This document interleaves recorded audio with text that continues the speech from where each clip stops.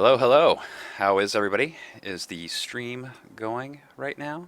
It looks like it is. I see my screen up there. Hope everybody else sees the screen up there. And Brandon, are you playing it to make sure you can see the stream? Turn off the audio, by the way, if you do that. Already did. Okay, Already did, good job. buddy. I know how to operate computers. We're all so proud of you. Oh, we're you live. I you forgot work about that. you work for a software company and you know how to use computers. What's a CPU? Sorry. Sorry. That was mean. How's Hey, it that was going, a good everybody? title. Hey, how's it going, everybody? This is Greg Brown with the Foundry, and today we have Brandon again on the stream with us, and we also Aloha. have Yiris Halal, who works at Boxel, and Yiris is an awesome rigger. I've been spending a lot of time down in Tijuana, where Boxel is located, and really great studio down there doing very interesting work that we can't elaborate on. But Yuri's taught me a lot about his rigging techniques. He's one of those people who started out learning how to rig in MODO, and has come up with very interesting techniques for that. And so, we of course can't go through a full deep rigging course with you today. When last time I was there and you showed me how you rig, it took 5 full days, and we still weren't done. But what portion of rigging are you going to be showing us, Yuris? Yeah, well, can you see my screen right Oh, now? we're not. You're going second, and I'm gonna go Okay. ahead and do Mari first. Okay. Well, we're gonna go through the stretchy, bendy legs circuit, and it's going to be a pretty simple way to approach this challenge because I've seen in the forums that there's a lot of people asking about this, and I think you know you guys are going to have a lot of fun with it. Okay, very cool. No, can't wait to see that one. And yes, Yuri's will be going second. Unfortunately, we were planning on doing a character creation workflow. I've been trying to put together this rapid character creation workflow in Modo, and it's progressing well, but it's not done yet. And I don't want to show it until it's actually slick. So that will be coming in a later webinar. So instead, today I'll be showing you guys the basics of Mari. We already had Nick Trifunovic show us how a production artist works in Mari, but I want to show you just the basics, the reasons why I fundamentally just love Mari. There's some basic concepts that people need to learn when starting to use it, and I feel like this will help people get up to speed in Mari faster.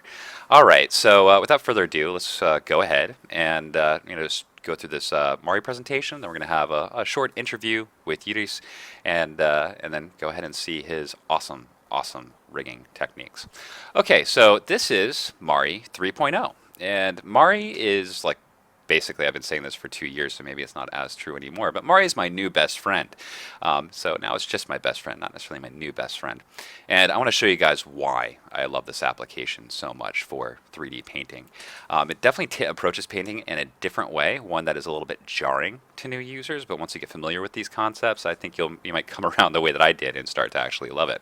Now, I've loaded up a basic head model from MODO that I've been working on for a while, and I want to start painting this character. Now, Mari is of course is capable of physically based painting workflows with HDR and all sorts of wonderful stuff, but this of course does not look like a beautiful viewport capable of very complex shading yet. So one of the things you want to do is you want to add an HDR. How could you ever have accurate lighting, like accurate metals, reflections, and stuff like that without an HDR, right? So one of the first things you're going to want to do if you're creating a scene in Mari is come over to our view and palettes, and this is very important, understanding that palettes are pretty much where everything, all your tools that you need are inside of Mari. So you need to open up palettes. And so let me just come on over to my lights, so palettes followed by lights. And you can see down here I've got an environment and I've got 3 direct lights. So these are default lights that are already set up. They don't follow the viewport. As I move around, they are static lights. And so I can toggle these off if I wanted to, and we can see nothing. Isn't that great? We see nothing.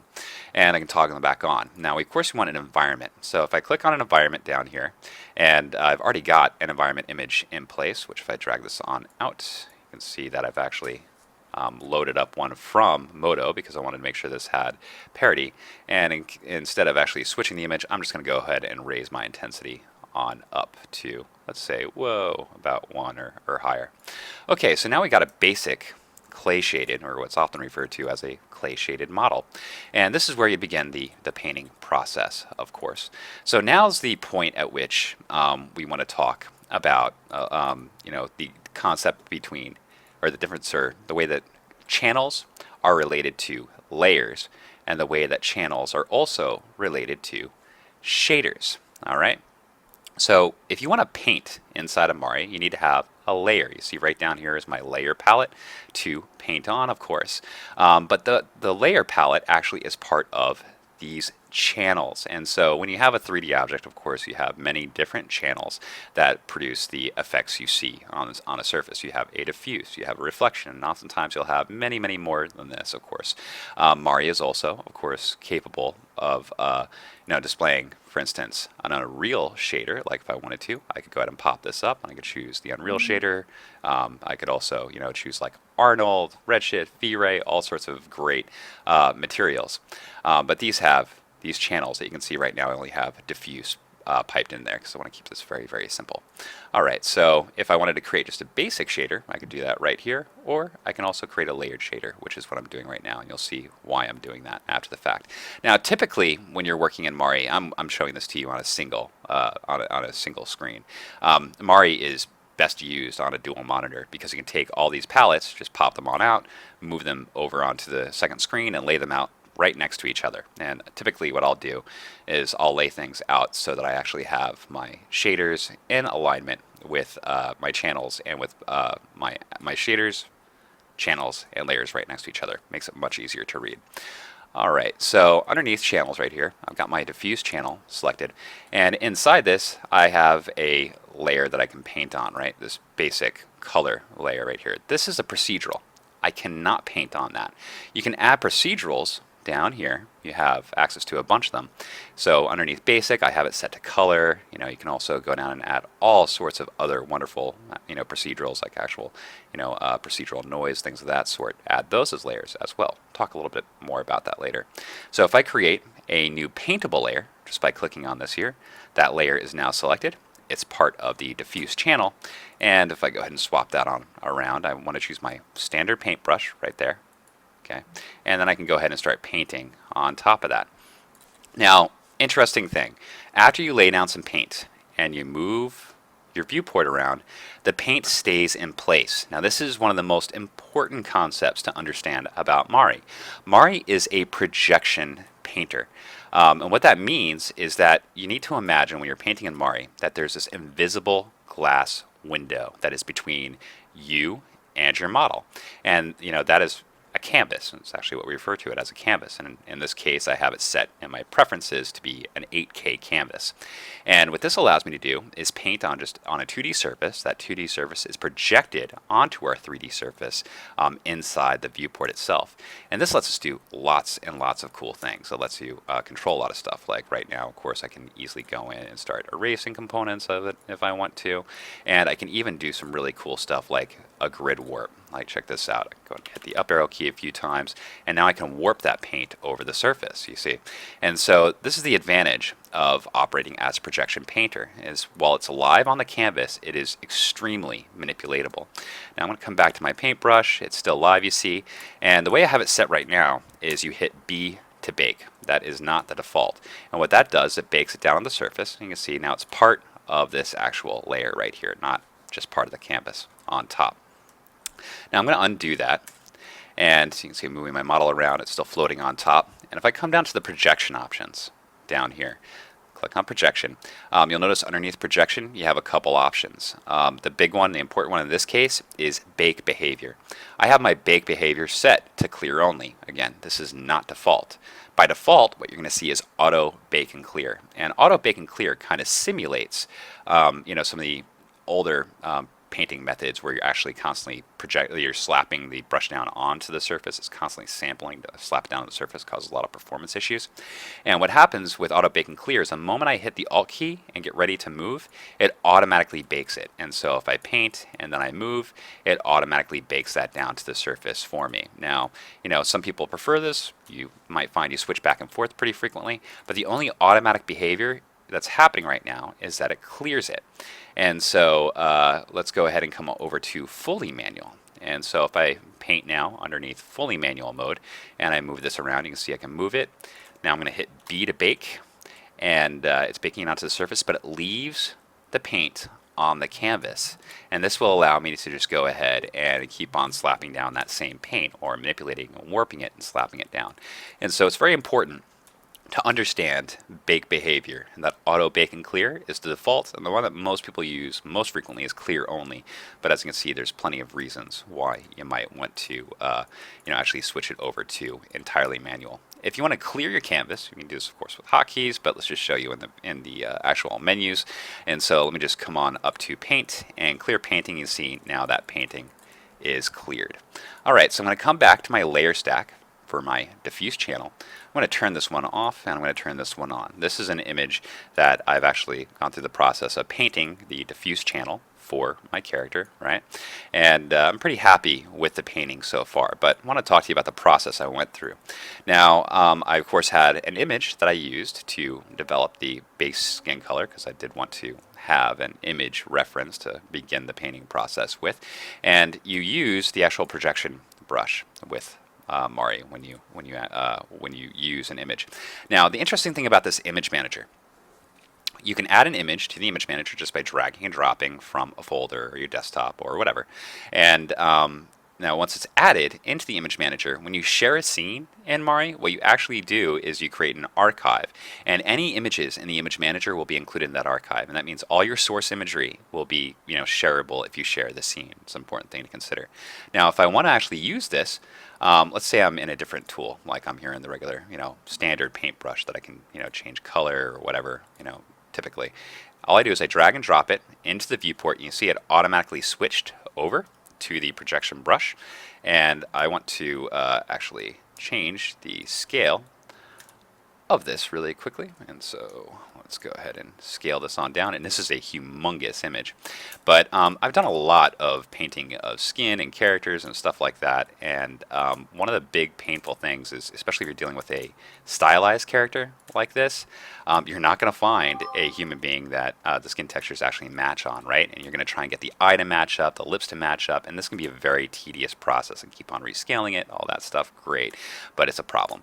So let's go ahead and just offset this so it's really problematic, right? And I'm going to create a new paint layer to paint on top of. And if I go ahead and switch this on over, now I can go ahead and begin the process of slapping down paint onto that actual surface itself, and probably want to move that layer on up and over. And so, why am I actually having trouble here? 1 second. Go ahead and bring that back into place.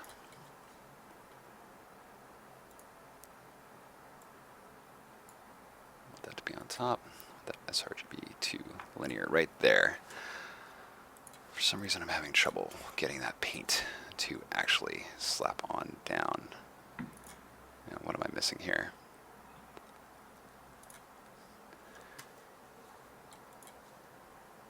And the F.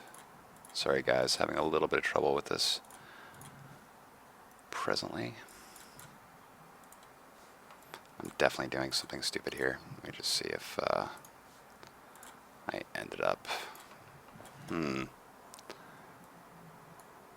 Just laid that down. Okay, well, let me just show this to you with the standard painting brush, because I'm missing something currently somehow. Let's see. Pull that right on top. Now, the way that Mari actually operates, which can be more than a little bit confusing, is that, for each channel you have loads and loads of layers. So it's like having, like 8 Photoshop files open at once, which can be absolutely crazy. And so as I start painting on top of this actual layer, I can use things like the pin brush say if I wanted to use the actual image projection, which was not working out for me, to actually warp it into place, which is kind of crazy.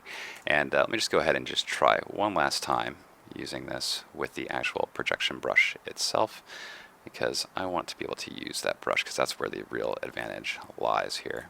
Oh, you know what? I think I know exactly what's going on. I have the wrong brush, excuse me. And so there we go.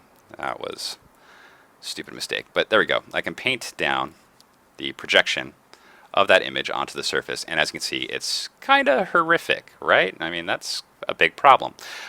It's not how I want this to show up. So at this point, I could grab the pen brush and lay down or not a pen brush, but just a pen tool, and I can actually start yanking the image on over. And you want to hold down the shift key, click inside the viewport, and then it'll allow me to actually warp and manipulate this image on top of the actual 3D surface, allowing me to actually get the image into proper alignment and orientation, which is, obviously a pretty cool way of being able to work, because now I'm actually able to get my eye to actually fall into proper alignment.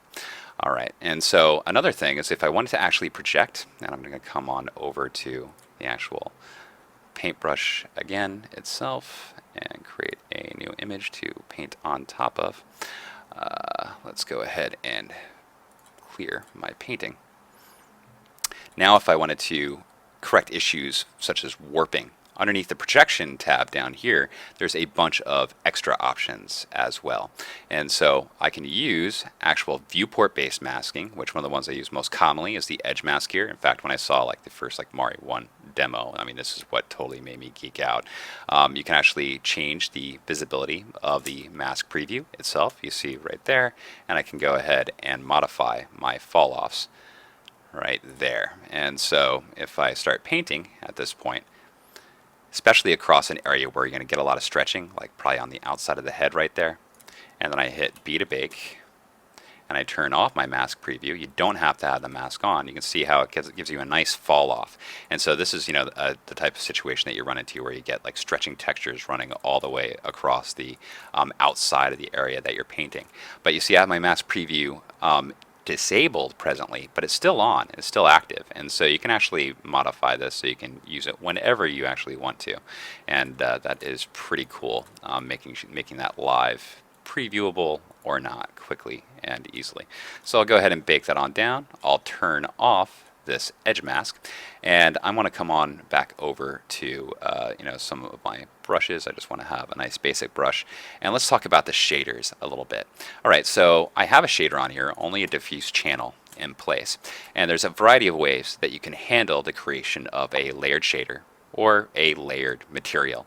And right underneath you see I have this layered shader here. What I did was I clicked on shaders. I could add just a single shader, like Unreal, Mari's standard BRDF, any of the others, or I could come down here and say layered. That creates the second palette for layered shader setup, and I can click on my BRDF right here if I want to have a little bit easier access to that. I can pull it out as an individual palette.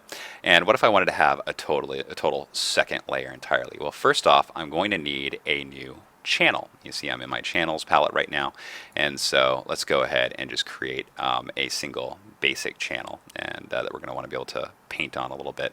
And you know what, we're going to use the reflection channel for that, which is already in place.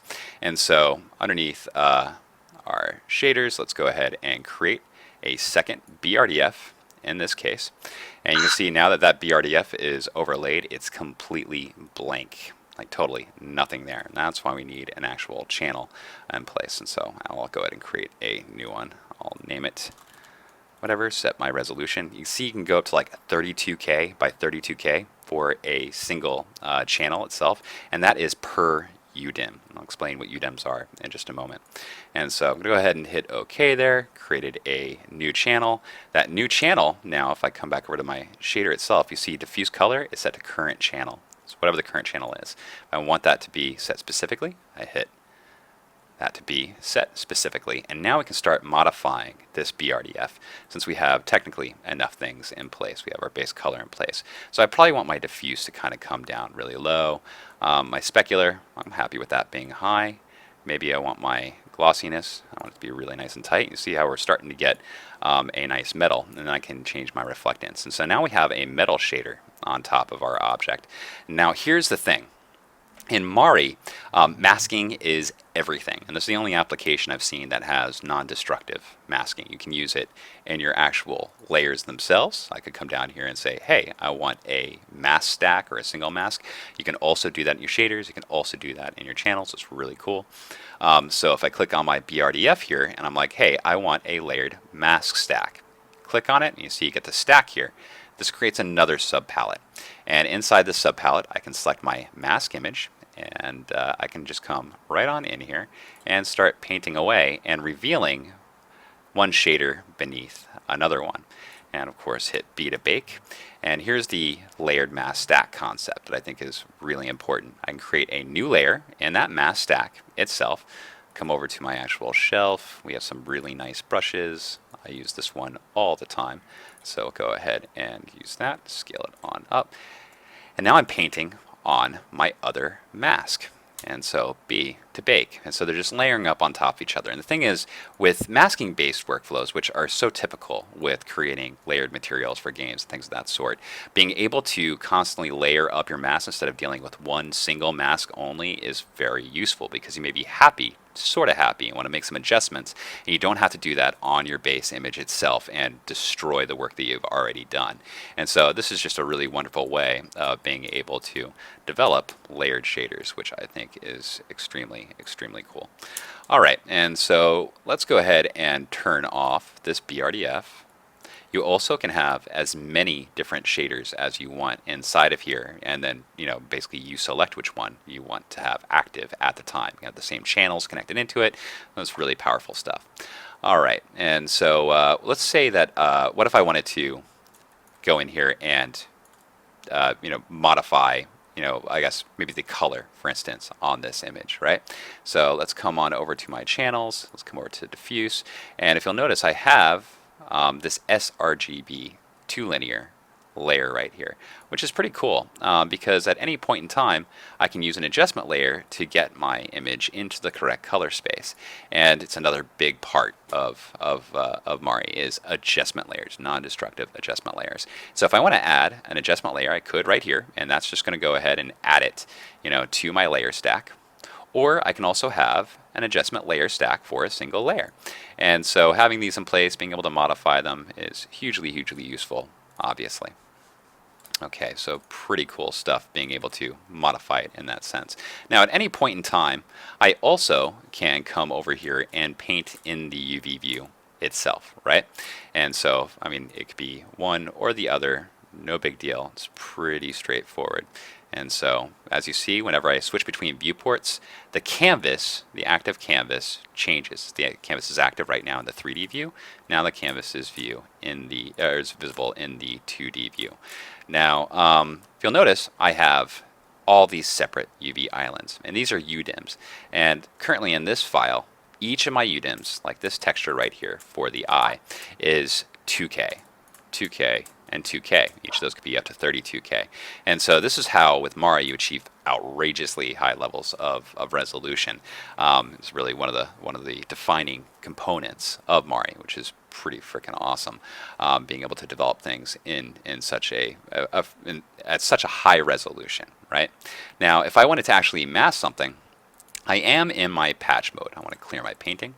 And so if I wanted to actually select a patch, I could go ahead and select a patch right here, and those act as masks. Now, one thing to note is looking at these UVs, we have a bunch of separate UV islands, but you notice you don't see any seams anywhere. Like if I click on top of the face right here, we have a UV seam going straight down the center of the head. And, Mario was used on Avatar.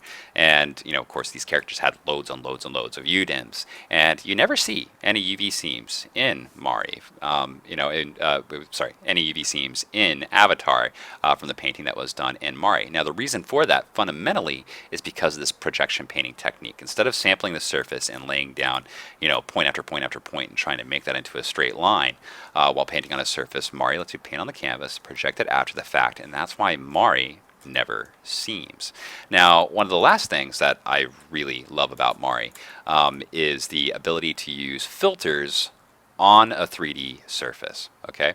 And so right now I have my skin texture layer, right? And what if I wanted to turn that to grayscale, and I also wanted to, use some filters like a Gaussian blur and a high pass filter. I typically use that process to create really, crummy bump maps. I could come on over to my adjustment layers. I could maybe toss in a saturation and throw my saturation all the way down. Now I have it all in grayscale, which is nice.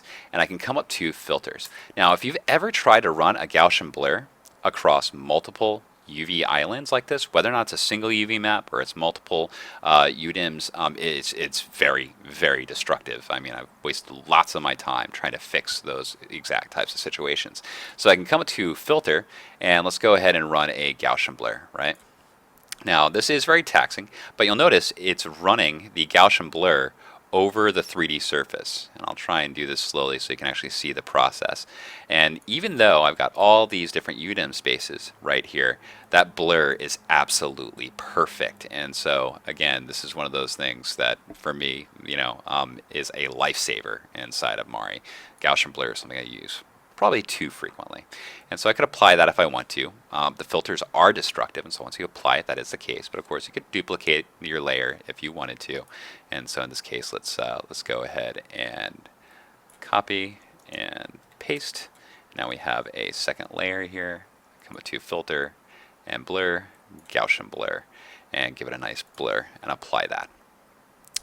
And once that's applied, then we could go in and start tuning the levels of our image with the high pass filter. And so filters, high pass, and this is one, I mean, seriously, try it out in a 2D application on UVs that you've baked an image onto, like a grayscale image like this, and man, it just destroys everything. And so high pass is now picking up all those components and does a great job of actually running the filter entirely across the 3D surface.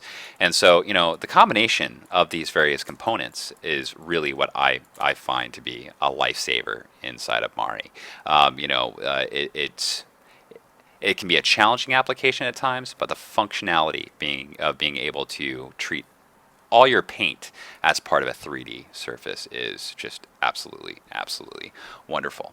Okay, so that is like kind of the basics of Mari. There's definitely a lot more to it, but I kind of find that this series of examples really helps people get up to speed using Mari much faster, and I at least wanted to share that with you guys. And sorry for not having the character workflow quite ready yet today. I want to show that one to you guys, but I also want it to be absolutely, absolutely perfect. All right, so next what we're going to do is we are going to speak to Iris Halal about his rigging techniques. But first, we're just going to have a quick chat with him about, Iris, how did you become a 3D artist, and how did you end up gravitating towards rigging? Well, Greg, first, thanks for having me. We're super excited to be working closely with the Foundry. And the reason I became a 3D artist is that I love video games. I loved movies since I was young, and I wanted to work in that environment since I was little. So I always dreamed about working in this discipline. And rigging actually happened. It's funny, I never thought of myself as a rigger, but as I looked into it, I was like, okay, this is pretty cool. I like it. It's fun. I've been rigging, I think, for about 3 years or 4, more or less. But yeah, we've been playing with MODO since the 501, and I fell in love with MODO since the first time I used it. It's so simple. It's rigging in MODO. It's as simple as you can think of it, and or as deep as you want it to be. that's exactly the thing about it. It's the combination of those things. And sorry, really quickly before you continue answering your question, I shared or I promoted you to presenter. Could you just accept that and share your screen? Okay. Yeah. Okay. Where did Yeah, it should be right there on the bottom where it says share. Share your screen. Yeah. You should get like a little rank up notification. That'd be the best thing for that. Yeah, right. You've been promoted. Okay, cool. All right, so I'm sorry. Go ahead. Yeah, Modo can be very. It's very simple to approach, but then at the same time, it can be very deep, right? Yeah, it can be really deep. And the cool thing is that when you have a challenge, in every aspect, not only rigging, it's as simple as you can think it. There's a bunch of ways to do everything in Modo, and that's one of the things I love. And well, so let's hop in. So you guys can see my screen. Mm-hmm. Okay, cool. So first of all, before we start, I just want to showcase this rig. It's a simple rig, but I want to show it to you guys because unfortunately, because of a time matter, we won't be able to go through everything. We will just go with the leg process, the bendy stretchy leg process. So, but we'll be working with the Foundry really hard for you guys to have this training material as soon as possible. Okay, so first, we have this awesome robot. It's a really fun exercise to do. He's supposed to be able to fly and to walk. So he has a back door that he can open, and really this rig is pretty simple. The only thing, the only bones in this rig is a couple of two joints in the lens and the ones in the legs, and that's it. The rest is just parenting and a couple of directional constraints. For example, here on the turbines, to have this kind of control. And let me switch here to the front and just some rotations. It's nothing fancy actually, but when you look at it, when you have a bunch of deformations that are really simple, stacked together, they start looking like pretty cool. So we have this lens, and well, not the lens. We have this lens that can rotate, that can focus. And these are just set-driven keys that you can activate whenever you want, right?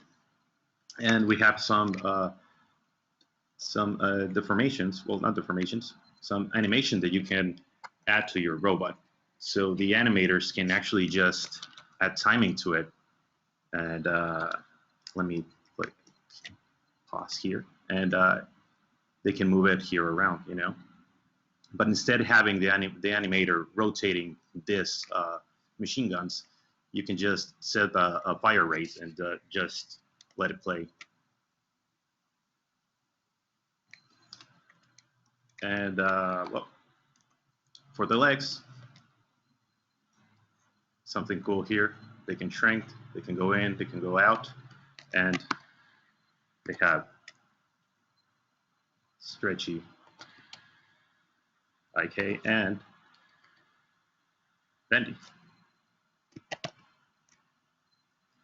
So you can have like curvy legs, right? Okay, so let's hop into this, okay? So we have our leg, and the first thing to do, we're going to separate this leg in 10 steps, 10 easy steps, okay? So we're going to our right view, and we're going to create a simple joint chain, okay? Just as you would do in a regular leg. So just going to add my joints here. I'm in setup mode, and going to add my joints. Here is going to be my knee, my ankle, and the foot.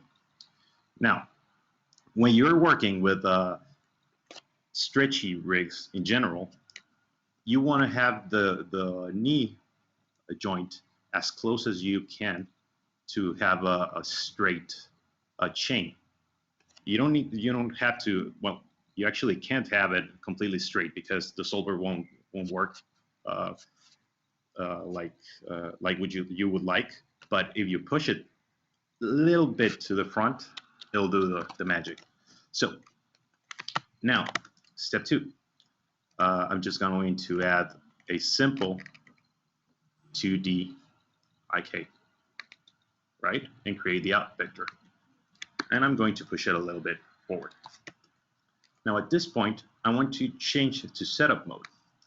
Why is that? For people that are not familiar with MODO, setup mode is like your safe mode. Okay, if you're rigging, you're gonna love it. Why? Because let's say you already done your rig, and an animator it's asking you for a special feature for a scene. Well, you can go in and you can tweak it. You can add any features, even if it's already animated. The rig, you can do a bunch of stuff and go back outside setup, and everything will be as normal. You know, so this is like your safe mode. You'll want to work with this. So real quick, just going to change my the shape of this up vector real quick, just so I don't get confused once I start adding all the locators.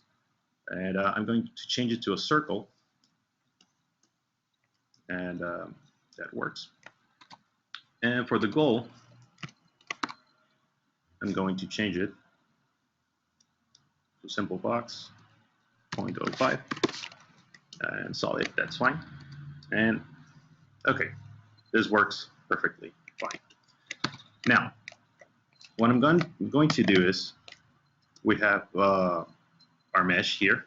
I'm going to create a new mesh item, and I'm going to add a curve. Why a curve? Because we want to stretch our mesh, and we want to bend it. The easiest way to do this is with a curve. Here's why. First, I'm going to put the vertices or the points where I want this rig to bend, right? So one at the starting of the leg, one in between the leg and the knee, and a third one on the knee. As you see, I'm not worrying right now that it's completely straight. You know, I could be doing this right now. I don't mind. And one on the ankle. And I'm just going to add two more at the end so I don't get this piece deformed. Okay. Now, I didn't mind that it wasn't completely straight because I can go to scale. And when you do this, just make sure that you don't have the negative scale turned on.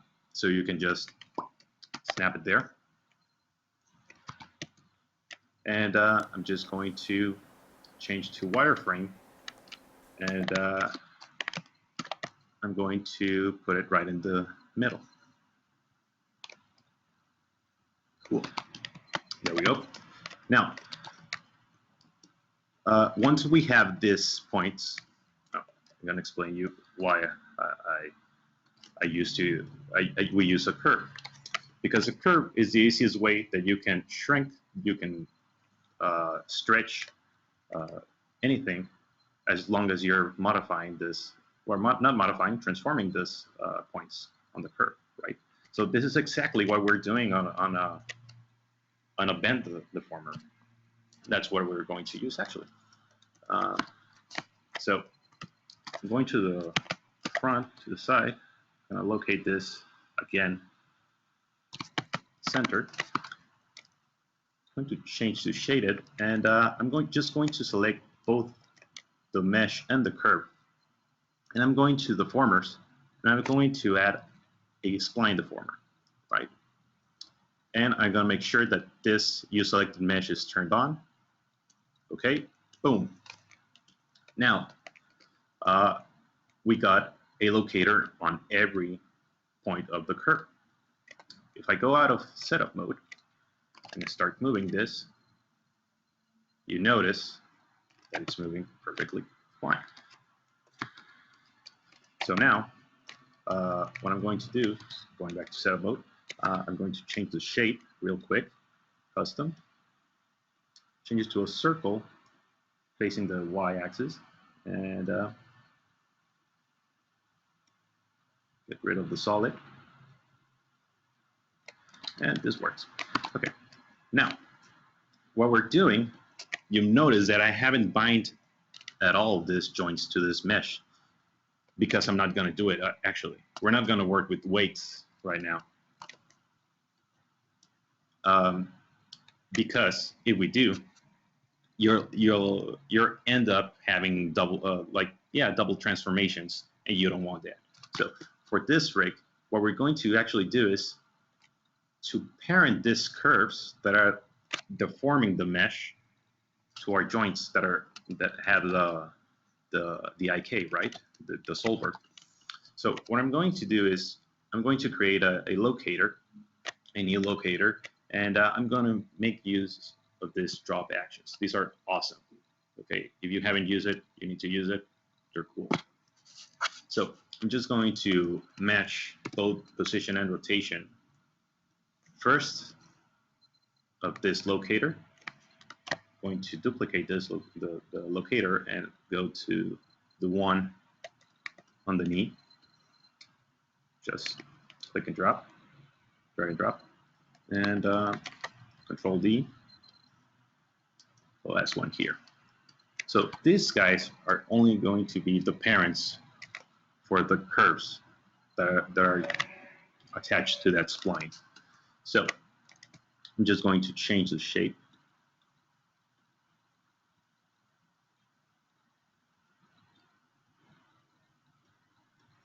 Real quick. There we go. I want the solid. And well, I might need to do it a little bit bigger. There we go. Okay, so now inside setup mode, make sure that you're in here. We're going to grab these two locators and parent them to the parent box, right? So it's just select both of these, shift select the box, P to parent them, select the one underneath and the one below, shift select the box, parent. Then I'm going to select the last three curves, but instead of parent this to the joint, I'm going to parent it to, well, instead of parenting this box to the joint, I'm going to parent this to the goal. Same here, I'm just going to move it to make sure that everything's working perfectly. And I'm going to parent this to the joint. And I'm parent this to the joint as well. Now, you'll end up with just your folder with your IK solver with your joints and your IK, right? And if you move it, you'll notice that the curves are following. This is good. Now, what I'm going to do is I'm going to double click this folder and I'm going to zero everything. Same for the goal. So I don't want, when I go out of setup mode, I don't want the transformations to be off. And okay, let's see if it works. Boom. So this is pretty simple, as you can see. This is the easiest way, you know, for an individual mesh to make it a stretchy, bendy. And okay, we're not done yet. Okay. Now, just gonna make sure that the folder is still working. Cool, all good. And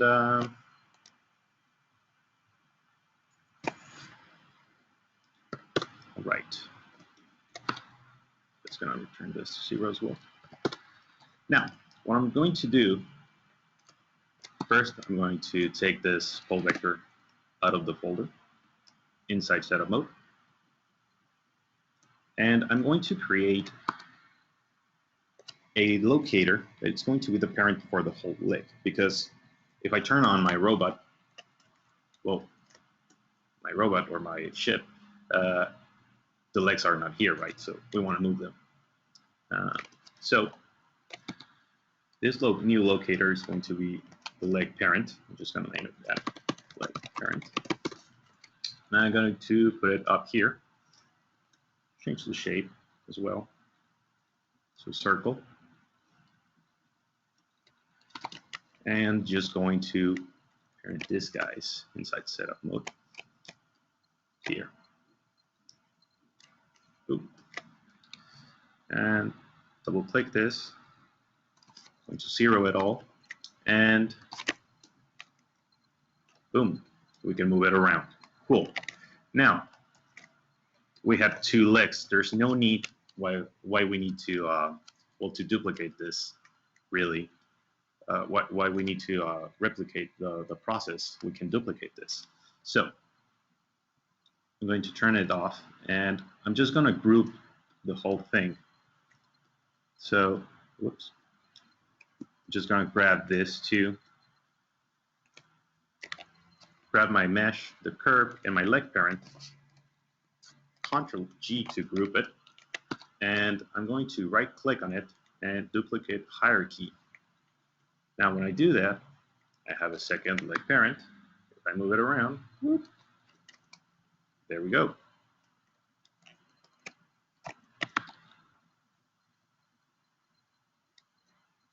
There we go. Everything's working cool. That's just straight badass. It's cool, huh? So, But one question I have for you, though, Urias, is where are your sound effects? I mean, when you taught me your rigging techniques, there were sound effects. Oh yeah, exactly. Wait for it.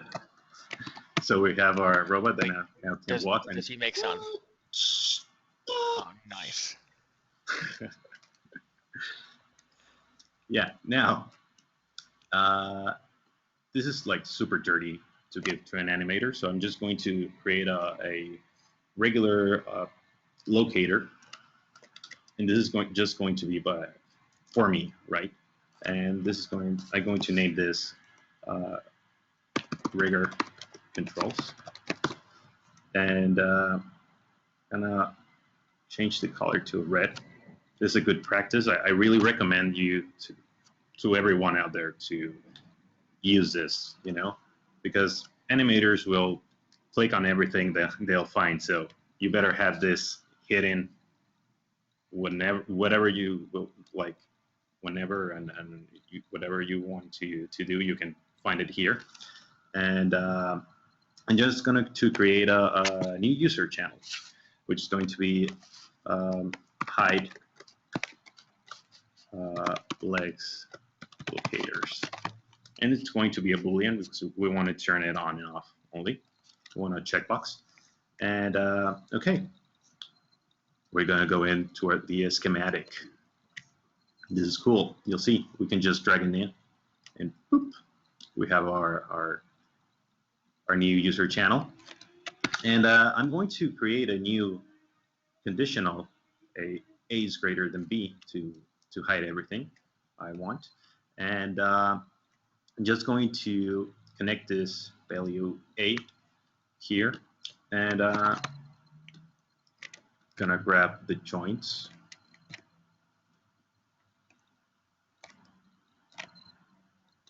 Cool. And display visible. There we go. I'm going to connect all of these, right? Now, how did this work? If you notice, here we go. I'm going to disconnect this one. If we go to display, we have here 3 modes, right? We have display yes, display no, hide children, which means is that this has 3 values. Yes means value 1, no means value 2, and no hide children means value 3. Now, I'm going to reconnect this. If I go to my A is greater than B, I'm just going to change the output true value and the false value. If I click on my rigger controls, I want to hide the leg locators, which means that if it's true, I want it to hide them, which means 2, right? If I wanted to hide the children, I would change it to 3, but if I do that, I will hide all the curves. That's why I drag them in individually. So 2, and if it false, I want it to be visible. Yes. So now if I go to my user channel, I can turn it on and off. Now this is really useful because it makes your rigs faster and it's much more organized for you. Now I'm going to hide this box. I'm going to hide this box. Display visible. It's just that easy. Whoops.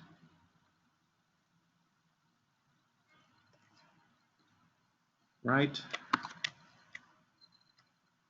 Next slide.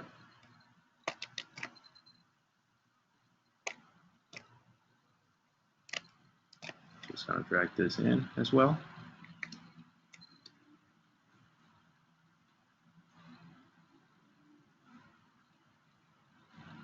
And only the box are missing here. Display visible.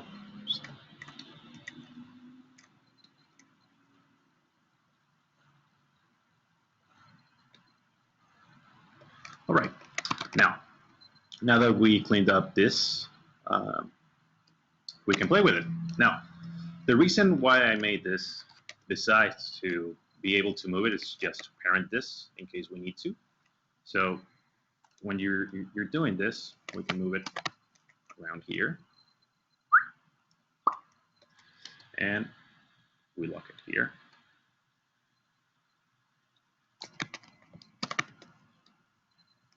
And there we go. That's pretty much it. Then you're free to enjoy your rig. So did you just do a stretchy leg rig in 20 some odd minutes live? Exactly. Yeah. That's awesome. I And wanna- he did sound effects again, so I think we should do a new kit or plugin. So sound effects, Beerus. Uris effects. the Uris effects kit. Yeah. Every training material comes with the sound effects. Love it. Yeah, when I was And, there, you were doing the like the chef sound effects. Like every time you would actually complete something, it was like click, bam. It was just yeah. like a little jarring. It's like the best educational method I've seen. It's like when you give demos and when you train people, like one thing you start to realize is really important is keeping people awake. And it doesn't even matter if your presentation is interesting or not. It's hard to keep people awake. And Yuri's really kept me awake with those sound effects. That's really cool, man. I love the animation. Oh well, this is just Yeah. just a little test that we did back here, just to test all the features on the rig. It's important for you guys to test all the rigs because when they get to the animator's hands, they'll break it, just like that. That's just a fact of life. They will break it. Period. Right. Exactly. Fair enough. Very So- cool. Yeah, hope this was useful. Hope you guys enjoyed it. Definitely. Really quick before we move on to some other questions, we have some questions in the chat feed here. Okay. Got Chicken Keeper says perhaps let's see here. Some people are not fully understanding double transformations, right? I guess they've had issues with it in the past. Have you encountered issues with double transformations or had any specific issues with that? Some you could possibly help out the users with. Yeah. Of course. Okay, let's say I'm going to do something real quick here.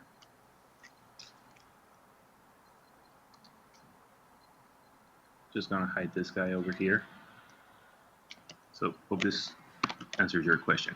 I'm going to grab this mesh and I'm going to add an additional control. Let's say the animator said, you know what, that's not enough. I need another control that grabs, I don't know, this span here. And, oh, you know what? Even better. I'm going to turn on my joints. So, going to unhide them. And I'm going to bind this joint to my mesh, right? So I'm just going to select this, shift click the mesh, bind it. There we go. Now, if I try to move this,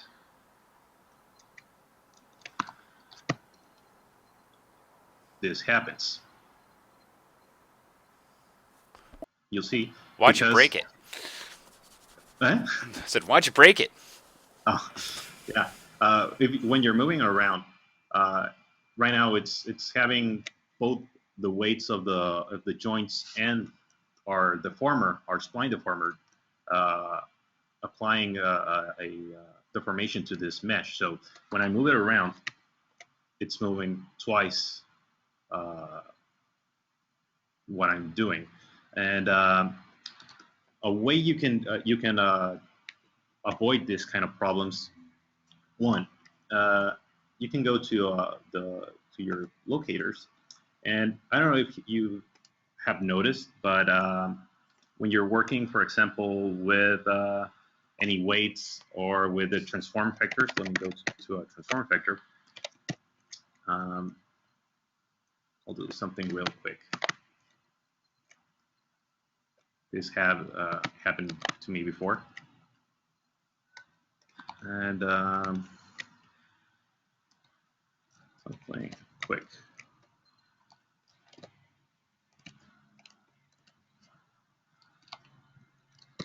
Okay.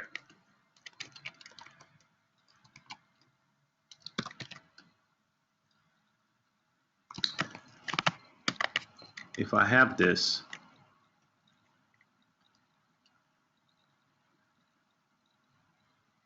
let's just say something like this, right? And just gonna move it real quick. Going to setup mode, and deformers, bind it. Whoops. I need all the chain.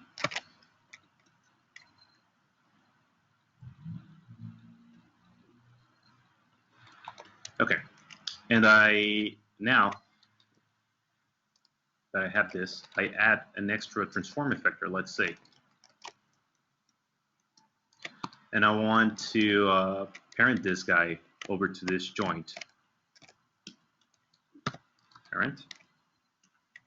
Just going to zero everything all before.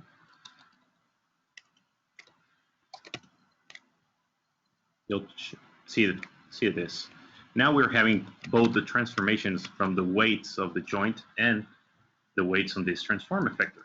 Now the way to solve this is, if you notice, when I select this this transform effector, I have deformation mode world, which means that everything that affects this locator on this world space is going to, well, trigger this deformations, right? So if we move it down to local, now I can keep moving my foot up and down, and only if I select this, I trigger, or I start using this weight whenever I want. Now that's one of the ways to solve this. Another way, it's when you have a bunch of transform factors, or let's say weight containers stacked in here, the order of deformation does matter. So it's a hierarchy. So what you need to do is actually all the weight containers. What I usually do is grab them, put them in a deform folder, let's say this transform effector, and put them below our normalizing folder down here. I don't know if this answers the question. No, you're doing a really good job answering it. Cool. Is there any other questions? Yes, there is. And you got another one for us, Brandon? No, I mean, people have just been basically discussing just different solvers while he's been working. So no, I think he definitely answered the question. I want to move on to the interview process here, Greg. Yeah, sure. No, absolutely. Well, got to spend a lot of time with you guys down in Tijuana. You guys definitely introduced me to how awesome Tijuana is. That was like pretty awesome experience. Taking us to vineyards and even places like Baja Studios where Titanic was filmed. It was absolutely amazing visiting you guys down there, and I can't wait to see more of your work. Is there anything you can talk about as far as the work that you guys are doing? Um, what I can talk Not about? not specifically. What type of work do you guys tackle? Well, right now we're doing a lot of R&D for our next production. Hopefully, we'll start it later this year. A full animated feature film. I can't say more about the project, but what I can say is that we're planning on doing everything in Modo, and as some of the audience know or don't know, uh, we did the Americano fully in Modo. Some of the scenes were animated in Maya, but some of them as well were animated inside Modo. And the rigging, well, it was done in Modo. What was it? Back then it was 701, I believe, or 601. We started out with 601, and then we moved to 701 to rig the characters. And it's been an awesome experience to work with this. I was just very impressed while I was down there how eclectic you guys are. I mean, you got 3D printers upstairs, and then you've got guys doing game stuff, and you got guys doing VFX stuff, and you got guys doing animation stuff. I mean, you're really one of the most eclectic studios I've seen. Yeah, it's fun. I mean, we're a content manufacturer, so we're being involved in commercial work, and we're being involved in feature films and commercial. Already said it. Interactive media. Um, a couple of we're currently working on live action actually, and we've used Modo actually to insert CG to plates. With Nuke obviously, but we've been using even Modo to use it with live action, That's which is awesome. pretty cool. Can't wait till we can actually see that. Stevie Yar, by the way, says relay his thanks. He thought it was great, and the Balseg, the Bellis. Okay, I'm not. I can't. This is. You Don't definitely even have a different. try. Yeah, exactly. Well said. Guy whose name starts with a D and ends with a G. He's saying you can get a nasty pop effect extending a leg or an arm with planar IK. How do you deal with that problem, Yuris? How have you managed that? What problem? Sorry. It was the nasty pop effect that you can get with stretchy limbs. Oh, okay. The pop effect you mean on the knee? Yeah. The pop effect Yeah. you get at joints. If you Well, notice, it's slightly bent, the way right? the way you solve it actually is to get the knee as close as you can to the to have the your joint chain, Hmm. to have it as close as you can to be completely straight. I know you can't have it completely straight, but just as close as you can, and that's it. Actually, the animators do the magic. I've seen that uh, some of the some of the animators inside our studio, what they do is that they scale something. I'm not sure exactly what, but in rigging terms, the only thing I do is I try to get the knee as close as I can to the other two bones, right, to avoid the pop. Gotcha. And I remember you actually had put some limiters on there so it couldn't actually collapse down to being perfectly straight, and Yeah, basically eliminating the opportunity for that pop, even though the leg is actually it appears straight but it's slightly bent. yeah. And well, I mean, hopefully, I know we talked about it. We're preparing some material. This is actually one of the exercises that we want to get out, and comes with a pilot for inside the ship. And this has a stretchy, bendy limbs as well. So we'll attack that kind of problems there. Um, Cool, just cool, cool. keep it posted. Yeah, no, I mean that's the other thing too. I mean, you guys are doing a lot of training stuff down there, and the some of the some of the best training I've seen for MODO coming out of a studio, just how comprehensive it is. So I'm very excited to see where you guys end up taking this. Yeah, thank you. Yeah. Cool. Well, thank you so much for doing this presentation for us. Definitely we got to get you on here, like all you guys at Voxel, you and Andreas. You guys are like some of my favorite people out there in the MODOverse, and we definitely need to get you on more webinars showing us some of your magic. Definitely. Yeah. Definitely. Thank you so much. No, thank And you, thank guys. you for the sound effects too. I thoroughly enjoyed that. So that was awesome. Yes. I'd love Okay. to see this guy animated and pop and locked. And the last question: how do you feel about this announcement today that there may be a ninth planet? Oh, well, I'm shocked. Right? Yeah, that's big news. Big news. I don't know.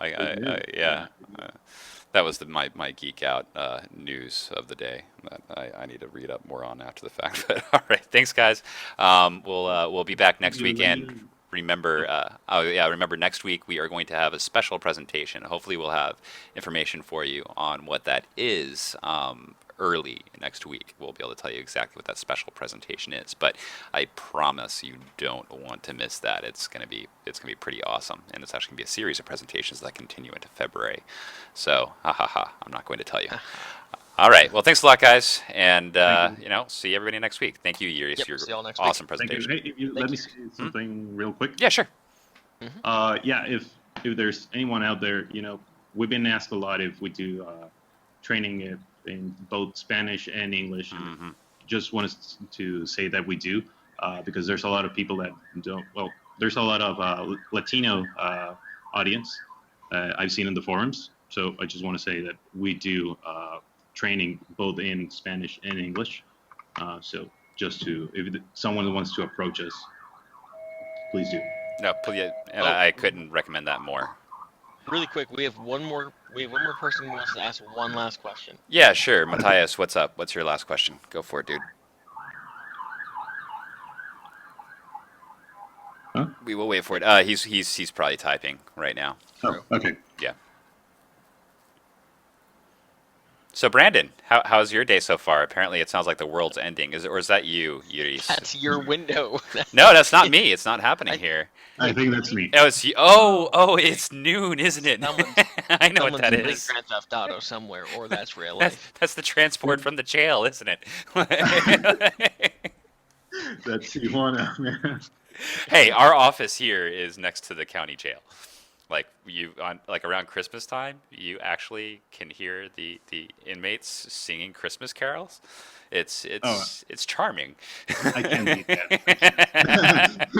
All right, so Matthias is asking, when mirroring joints, how do I get the same behavior on both joint groups? So when rotating outwards, both limbs or whatever rotate outward. I know there's a line command, but it's mostly trial and error. And in quotes or in brackets, behavior mode in Maya mirrors the joint command. All right. When you do the mirror joints, you need to. I don't know why exactly, but I think I talked to you about this, Greg. That when you do mirror joints, just going to do this. I rarely use the mirror joints that it's inside here, the setup mode. I usually go through the duplicate mirror here inside the model tab.